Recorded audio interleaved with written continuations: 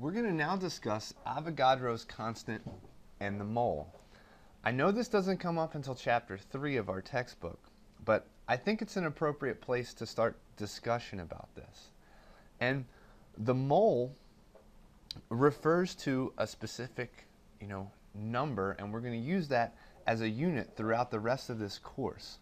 So we see this in our everyday lives, right? Not to the scale of Avogadros constant or the mole, but if we look at various units that we typically have in our everyday language, there's a pair or a dozen, and the mole is just like each one of these units. So we can relate this to the number of particles in each of these units. A pair is going to tell us we have 2 of something. A dozen means we have 12. A mole means we have 6.022 times 10 to the 23rd. Again, exact same concept, but much larger in magnitude than 2 or 12. So keep this in mind kind of as we go forward. Now, the reason Avogadro came up with this number or this constant is because we needed a good way to measure and the chemical reactions that are going on. Everything's happening at an atomic level, and we can't physically weigh every single atom. We need a quantity that is, manageable for us to look at and investigate as we see chemical reactions happening. So, for instance, if we wanted to say, I have 1 dozen baseballs, and we put these on a balance and take their mass, it's going to weigh 1,740 grams. If, on the other hand, I have 1 dozen softballs, put those on a balance, they're going to weigh roughly 2,140 grams.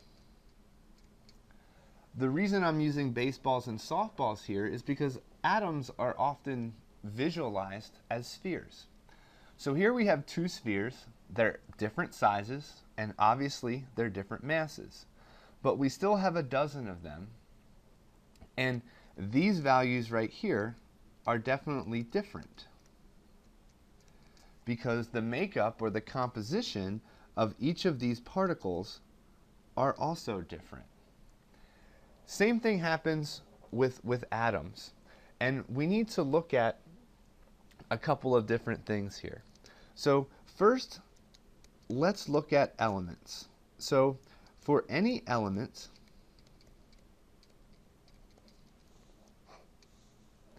one mole is going to equal the atomic weight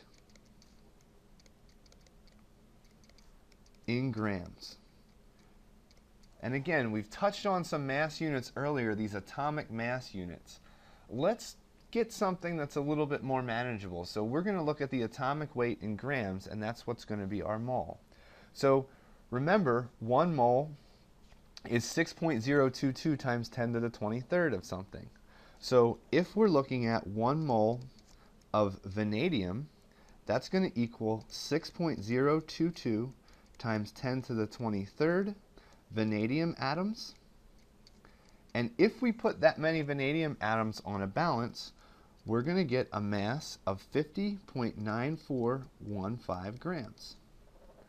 If, on the other hand, we took 1 mole of magnesium, that's going to be 6.022 times 10 to the 23rd magnesium atoms. If we put those on a balance, we find that the mass is going to be 24.305 grams. Again, 1 mole of each of these substances are different, just as the mass of the baseballs and softballs were different. 1 dozen baseballs has a different mass than 1 dozen softballs. 1 mole of vanadium is going to have a different mass than 1 mole of magnesium. And we see that here, and these guys are going to be different, and this is the mass that's also reported on the periodic table. Okay, we're going to come back to this in chapter 3 and discuss these, but it's kind of a good transition to our next topic, that here we have elements, and elements form together to give compounds. So if we have, for a molecule or compound,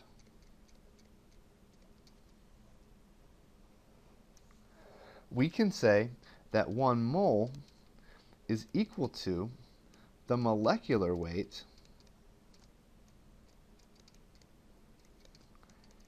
in grams. So if we have 1 mole of CO2, that's going to equal 6.022 times 10 to the 23rd CO2 molecules.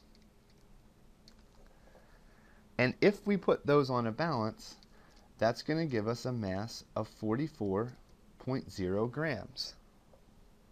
Okay, so here we have CO2, and I list this as a molecule versus describing the elements having atoms.